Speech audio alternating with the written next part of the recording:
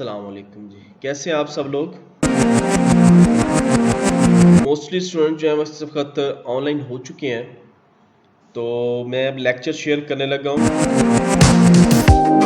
बाकी जितने स्टूडेंट्स इस वक्त ऑनलाइन हैं, इन तमाम की अटेंडेंस जो है वो हो चुकी है।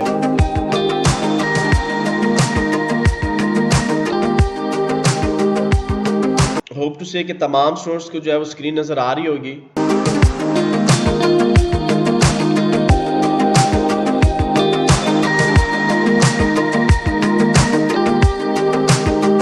आज हम लोग सिस्टम मॉडल्स की बात करेंगे कि हम लोग जो भी सॉफ्टवेयर इंजीनियरिंग के अंदर सॉफ्टवेयर को डिज़ाइन करते हैं, या आप ये भी कह सकते हो कि सॉफ्टवेयर को डिज़ाइन करने के कौन कौन से टूल हैं और हम किन टूल्स को जो है वो फॉलो करते हैं। इसमें से कुछ जो है वो हम लोग पहले भी डिस्कस कर चुके हैं, जैसा कि आप लोगों ने पढ़ा होगा DFDs, data flow diagrams, ERP वगैरह जो है वो पहले डिस्कस हो चुकी हैं। तो आज हम लोग इस सिस्टम मॉडल के अंदर पार्ट 1 में प्रॉपर तरीके से जो मॉडल्स इस्तेमाल किए जाते हैं किसी भी सॉफ्टवेयर को एनालिसिस करने के लिए, डिज़ाइन करने के लिए, उनके बारे में जो डिस्कस करेंगे। System models. System modeling is the process of developing abstract model of a system. वो कहता है कि सिस्टम की जो मॉडलिंग है वो एक ऐसा प्रोसेस है कि आप एक अब्स्ट्रैक्ट किस्म का जो सॉफ्टवेयर है या जो सिस्टम है वो डिजाइन कर सकते हैं।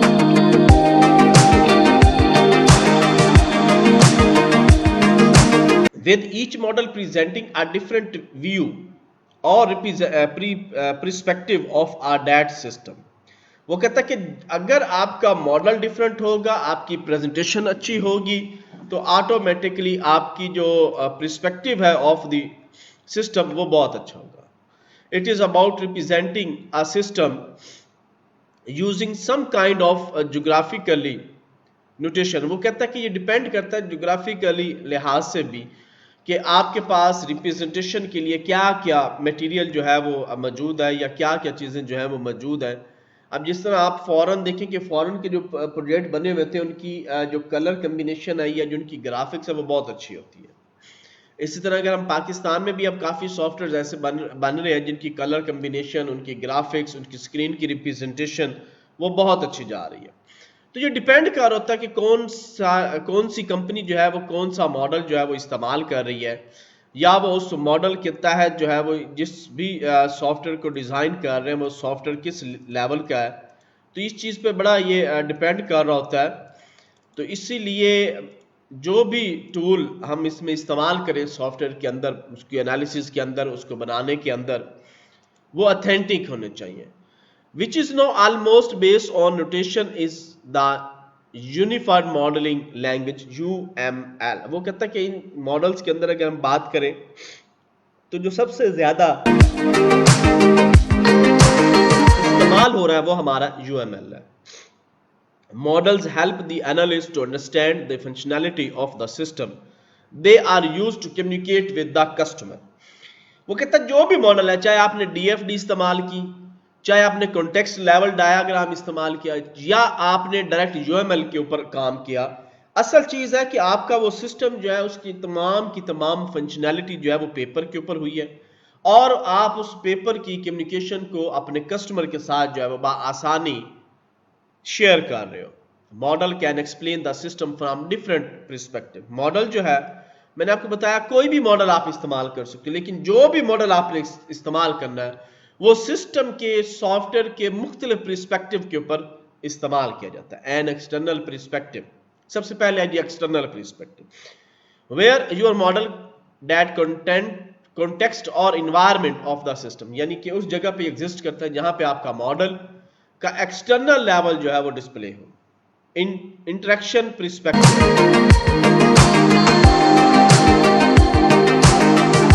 Where you model the interaction between system and its environment or between component of the system। वो कहता है कि ये मॉडल इंटरेक्शन क्या है, यानी कि आपका जो ग्राफिकल यूजर इंटरफेस है GUI उसके बारे में डिस्कस कर रहा है। जितना अच्छा आपका प्रोजेक्ट होगा, इंटरेक्टिव होगा, उतना ही उसके सिस्टम के कंपोनेंट जो है वो बहुत अच्छे होंगे। A structural perspective where your model the organization of the system, the structure of the data is proceed by the system।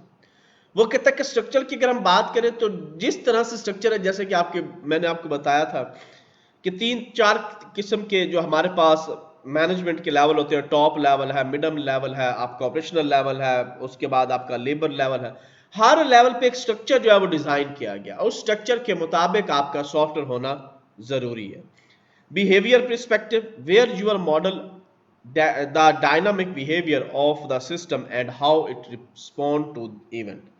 वो कहता है कि डायनामिकली तौर पे इसका बिहेव जो है वो बहुत अच्छा होना चाहिए, यानी कि इसकी जो कोडिंग है वो बिल्कुल नीट क्लीन होनी चाहिए, ताकि जो भी एक्शन, जो भी परफॉर्मेंस हम अपने सिस्टम पे करना चाह रहे हैं वो प्रॉपर तरीके से हो। 5 type of UML diagram that are most useful for the system.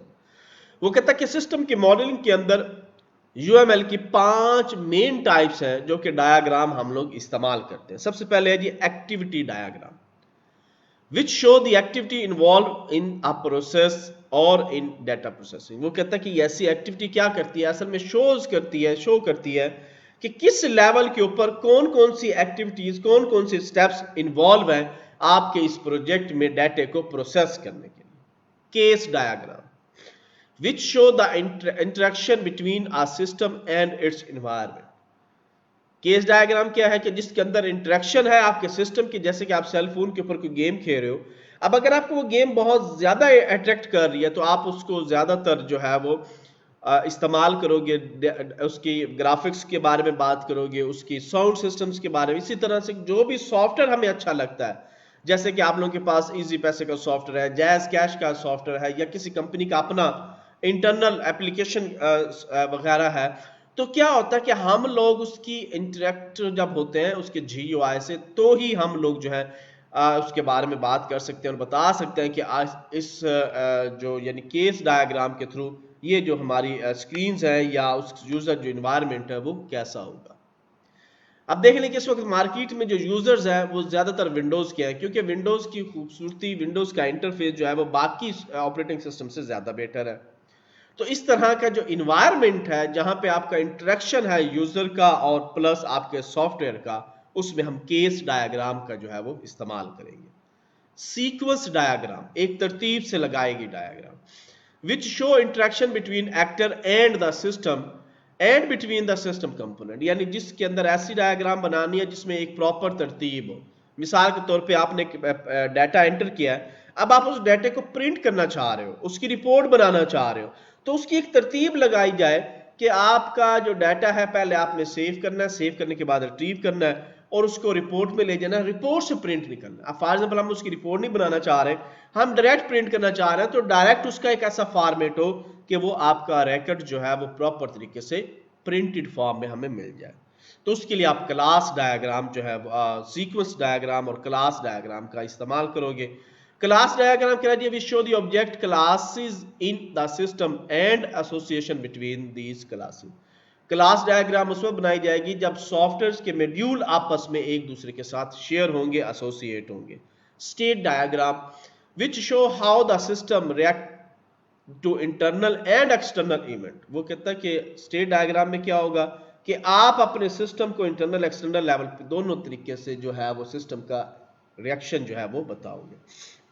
Model of both new and existing system are used during requirements in engineering. Model of the existing system help clarify what the existing system does and can be used as a basic for discussing its strength and weakness.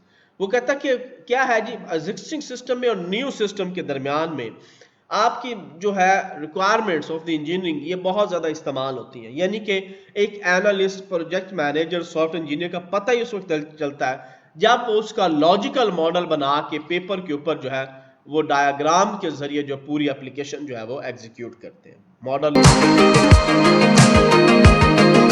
Clear करते हैं कि उसकी application की weakness क्या है, इसके benefits क्या, यानी सारी चीजें जो है वो जब पेपर के ऊपर वो सॉफ्टवेयर डिजाइन हुआ हुआ है और पेपर के ऊपर ही वो एग्जीक्यूट है, वो सारी चीजें जो है वो बताई। these then lead to requirement for the new system, और उससे न्यू सिस्टम की रिक्वायरमेंट्स के बारे में भी बताया जाता है। Model of the new system are used during requirement engineering to help explain the proposed requirement to the other system stakeholder। वो कहता है कि इसमें हम मॉडल को इस्तेमाल करते करते अपने सिस्टम के अंदर दो चीजें बहुत ज्यादा जो है वो डिस्कस करते हैं, जो कि हमारे एक नए सॉफ्टवेयर की रिक्वायरमेंट भी बनती है। एक कि उनका एग्जिस्टिंग सिस्टम कैसा है, दूसरा प्रपोज सिस्टम कैसा है। यानी हमने दोनों चीजें एक्सप्लेन करनी है कि आपके एग्जिस्टिंग सिस्टम में ये हो रहा है डायग्राम के थ्रू, और हम जो सिस्टम बना के देंगे उसके अंदर आप इस तरह से जो है वो काम करोगे। अब प्रपोज सिस्टम, मिसाल के तौर पे आपके पास कोई एप्लीकेशन नहीं है, लाइसेंस नहीं है, आप उस पर काम कर रहे हो, तो फिर आप अपने स्टेक होल्डर्स को, पार्टनर ऑर्गेनाइजेशंस को भी उसके बारे में इन्फॉर्म करोगे कि ये चीज हम बना के कंपनी को देना चाह रहे हैं। तो इसके लिहाज से अगर आपको सॉफ्टवेयर की रिक्वायरमेंट चाहिए या जो भी रिक्वायरमेंट है उसको वो पूरा करें। Engineers use these models to discuss diagram, design proposal and document the system of the implementation। और इंजीनियर्स क्या है, उन्हीं चीजों को देखते हुए, उन्हीं डायग्राम्स को देखते हुए अपने प्रोजेक्ट को जो है वो कंप्लीट करेंगे। कॉन्टेक्स्ट और process model. Context model are used to illustrate the operational context of a system। वो कहता है कि context model बेसिकली क्या है, illustration है किस चीज की, आपके ऑपरेशनल मॉडल की, कि जो एप्लीकेशन आपने एग्जीक्यूट करनी है वो एप्लीकेशन प्रॉपर तरीके से कैसे एग्जीक्यूट होगी, किस तरह से चलेगी, उसकी बाउंड्रीज क्या है, उसकी लिमिटेशन क्या है, ये सारी चीजें हम कॉन्टेक्स्ट और प्रोसेस मॉडल के अंदर जो है वो बताएंगे। They show what lies outside the system boundaries. Social and organizational concern may affect the decision on where the position system boundaries. Architecture models show the system and its relationship with other system। यानी जो भी model आप बनाओगे उस model का पूरा इन्हिसार आपके existing system पे होगा, ताकि वो प्रॉपर तरीके से उसके साथ रिलेट हो चुके हो, और जितनी भी आपकी ऑर्गेनाइजेशनल बाउंड्रीज हैं वो उन बाउंड्रीज के मुताबिक जो है वो सॉफ्टवेयर डिजाइन किया जाए। Some boundaries are established to define what is inside the and what is outside the system. कुछ बाउंड्रीज ऐसी हैं जिसके अंदर हम लोग बाकायदा बताते हैं कि ये इसके ऑर्गेनाइजेशन के अंदर है और ये ऑर्गेनाइजेशन के बाहर है।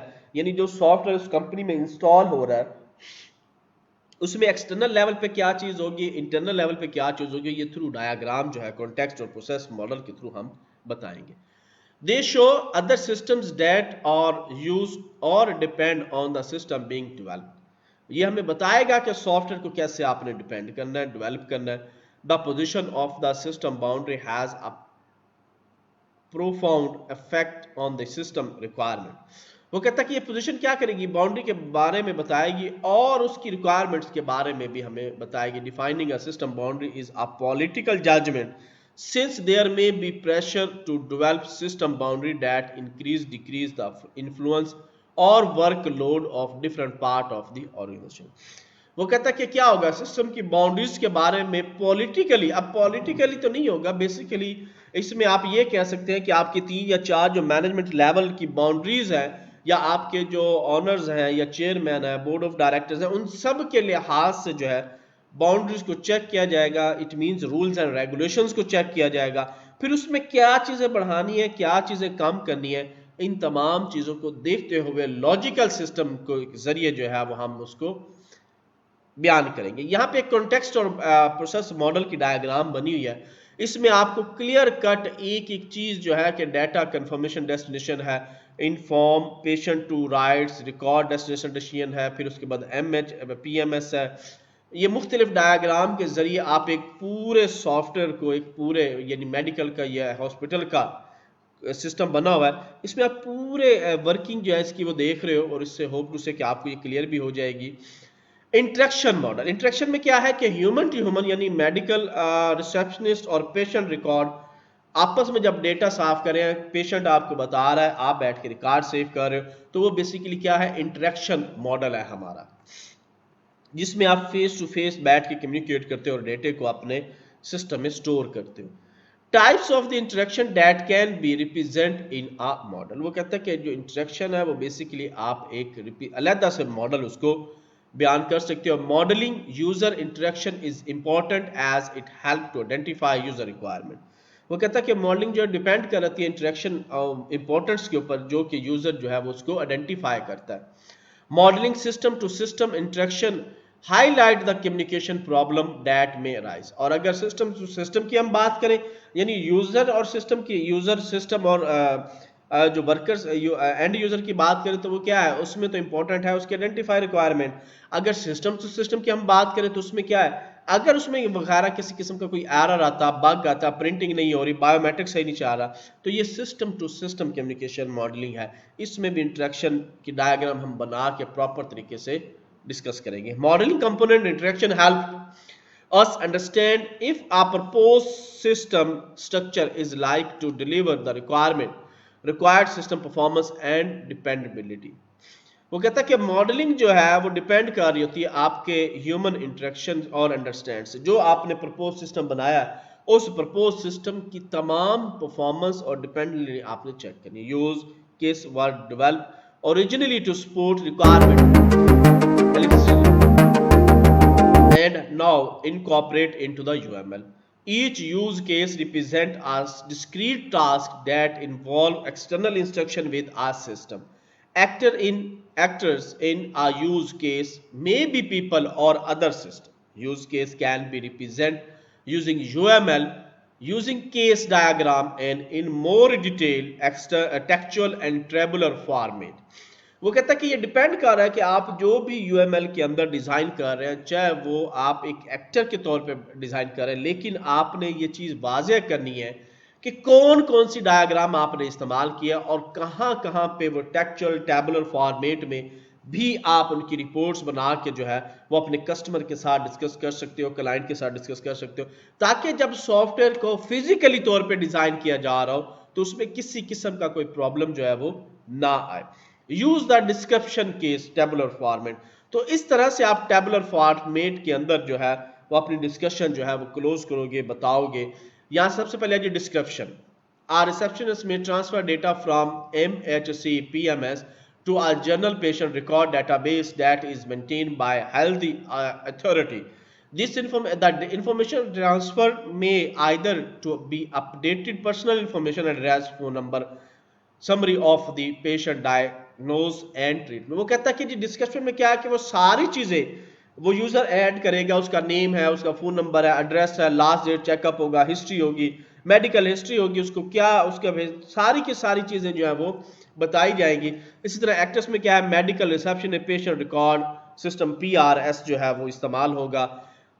प्री कंडीशंस में क्या है, patient data can be cancel, personal information, treatment. और बाद में अगर डाटा आपका फुल हो जाता है, पेशेंट ठीक है वापस नहीं आता या ऑपरेशन होकर चला जाता है, तो आप उस पेशेंट का एक लेवल के ऊपर जाके समरी डिजाइन करके फाइनलाइज करके बेशक बाकी का डाटा जो है वो डिलीट कर दें। दशमें must have the appropriate security permission access the patient information and. और बाद में अगर उस डेटे को एक्सेस करना है तो बाकायदा जो रिसेप्शनिस्ट लोग होंगे या जो काम कर रहे होंगे उनको बाकायदा परमिशन होगी, फिर उसके बाद वो उस डेटे को एक्सेस करेंगे। Post condition PRS has been updated always. Software जो बनाए जाते हैं वो तकरीबन हर ईयरली 6 मंथली जो है वो अपडेट भी होते हैं। Main success scenario, receptionist select the transfer data option from the menu PRS verify the security condition of the requirement, data is transferred, PSR has been updated। यानी उसने डाटा जो है वो इनपुट किया है, इनपुट करने के बाद उसमें जो भी चेंजेस करनी थी वो की, करने के बाद उसको सेव किया। जैसे सेव किया तो ऑटोमेटिकली डाटा जो है वो डाटाबेस में जाके सेव हो गया। एक्सटेंशन है, the receptionist does not have the necessary security conditional, an error message is displayed और the receptionist back out the user. तो इस तरह से आप टेबुलर फॉर्म में बना के कंप्लीट उस डाटा की जो है वो डिटेल भी उनको दोगे। UML sequence diagram are used to model the interaction between the actors and the object within a system। यहाँ पे एक डायग्राम आपको नजर आ रही है जो कि स्क्वायर फॉर्म में है। इसमें पेशेंट का भी काम है, इसमें ऑथराइज पर्सन जो है वो भी अपना काम कर रहे हैं, इसमें जो डेटाबेस है उनकी डीबी जो बनी हुई है MHCPMS जो डेटाबेस का नाम है वो लोग भी यूज कर रहे हैं। अब वो डाटा को व्यू भी कर रहे हैं, डाटा पे रिपोर्ट्स भी बना रहे हैं, ऑथराइज पर्सन जो है उसको एक्सेस भी कर रहा है। तो ये सारे का सारा काम आप लोग सीक्वेंस डायग्राम के अंदर जो है वो यूएमएल की शो करोगे। Sequence diagram show the sequence of interaction that take place during a particular use case instance. The objects and actors involved all are listed along the top of the diagram with a dotted line drawn vertically from these interaction between object and indicate by the annotation arrows. वो कहता है कि यहाँ पे कुछ annotation arrows जो है वो लगाई गई है ऑटोमेशन। ये देखिए कुछ एरोज जो है वो ऑटो रोटेट के साथ है, कोई डॉटेड लाइन है, यहाँ पे डाटा इधर ट्रेवल हो रहा है ये डॉटेड लाइन में। तो इट मीन कि आप लोगों का डाटा जो है वो अपडेट भी हो रहा है, आप लोग वहां से डाटा जो है वो प्रॉपर तरीके से एक्सेस भी कर रहे हो। तो इस तरह का जो मॉडल है वो आप लोग सीक्वेंस मॉडल के तौर पे बना के जो है वो दोगे। नेक्स्ट आ जाए हमारा structural model. Structure models of the software display the organization of a system in term of the component that make up that system and their relationship.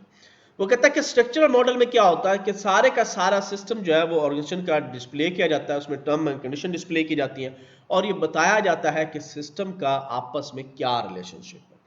Structural model may be static model which show the structure of that system diagram or dynamic model which show the organization of the system when it is executing. You create structural model of a system when you are discussing and designing the system architecture. वो कहता है कि structural model के अंदर आपने क्या करना है, या तो वो स्टैटिक डायग्राम हो सकता है। अगर वो स्टैटिक डायग्राम है तो आपने structure of the system design करना है, उसके डायनामिक मॉडल यानी उसमें जो फंक्शन यूज हो रहे हैं, जो मेथड यूज हो रहे हैं, जो उसमें लूप्स, कंडीशंस, बटन्स, फॉर्म वगैरह जो भी यूज है वो सारा आपने बताना है। और पूरे का पूरा सिस्टम जो है वो पेपर्स पे डिजाइन करके लॉजिकली आपने डिस्कस करना है अपने आर्किटेक्चर से, अपने एनालिस्ट से, अपने सॉफ्टवेयर इंजीनियर से, ताकि जो है वो सिस्टम जब फिजिकली डिजाइन किया जाएगा उसमें किसी किस्म की प्रॉब्लम ना आए। UML class discuss diagrams are used to when object and object oriented system model to show the classes in a system and associated between these classes।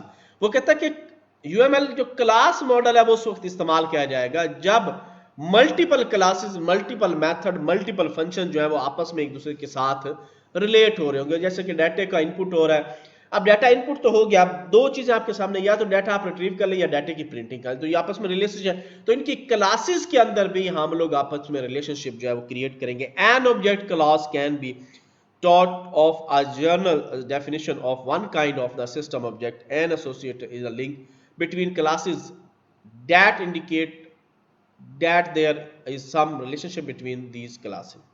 When you are developing model during the earlier stage of the software engineering process, object represents something in the real world such as patient and prescription doctor। या patient और doctor का जो relationship है वो आप class के अंदर आसानी जो है वो डिफाइन कर सकते हो। यहाँ पे आप देखें कि आपको कुछ एट्रीब्यूट नजर आ रहे हैं, डॉक्टर है, डेट है, डॉक्टर के अंदर कंसल्टेंट है जिसमें doctor, date, time, clinic, reason और इसी तरह न्यू, प्रिस्क्राइब है, रिकॉर्ड नोट है। तो ये हमारे वो मेथड्स हैं, ये हमारे एट्रीब्यूट हैं जो हम एक डॉक्टर के अंदर जो है कंसल्टेंट के अंदर बनाएंगे। इसी तरह हमारे पास पेशेंट के होंगे जिसमें पेशेंट का नाम, पेशेंट का आईडी, पेशेंट की हिस्ट्री, पेशेंट का डेट ऑफ बर्थ, उसकी फिजिकल कंडीशन, उसका बीपी वगैरह जो भी है वो सारी चीजें, तो वो भी एक सिक्वेंशियल डायग्राम के अंदर, क्लास डायग्राम के अंदर जो है वो बनाया जाएगा। यहाँ पे आपको नजर आ रहा है one to many, many to many, मुख्तलिफ तरह की ये जो आपको सिंबल नजर आ रहे हैं यहाँ पे, ये वन वाला, ये it means many to many relationship है। वन टू मैनी यानी एक मल्टीपल पेशेंट एक डॉक्टर जो है वो बासानी ट्रीट कर सकता है। Generalization is an everyday technique that we use to manage complexity. वो कहता है कि जनरलाइजेशन तो आम है जिसमें हम एवरीडे जो है उसमें कम्प्लेक्स जो है वो इस्तेमाल करते हैं। In modeling system, it is often useful to examine the class in a system to see if there is a scope of for generalization। वो कहता है कि डिपेंड करता है कि आप जनरलाइजेशन के अंदर किस लेवल के ऊपर जो है वो वर्क कर रहे हैं, या आपका जो डेटाबेस है वो किस लिहाज से जो है वो वर्किंग कंडीशन में इस वक्त काम कर रहा है। सच इन ऑब्जेक्ट ओरिएंटेड, जबकि ऑब्जेक्ट ओरिएंटेड की अगर हम बात करें तो such as Java generalization is implemented using the class inheritance mechanism built into the. वो कहता है कि खास तौर पर अगर आप जावा के अंदर प्रोग्राम बनाएंगे तो वहां पे आपको क्लासेस के अंदर इनहेरिटेंस करना पड़ेगा, तब जाके आपका जो जावा का प्रोग्राम है कंप्लीट होगा। इसी तरह अगर आप C++ के अंदर काम करते हो, पाइथन के अंदर काम करते हो, तो उसी के ऊपर डिपेंड कर होता है वो किस तरीके से आप अपनी क्लासेस को जो है वो इनहेरिटेंस करते हो। जी यहां तक किसी स्टूडेंट का कोई क्वेश्चन है तो वो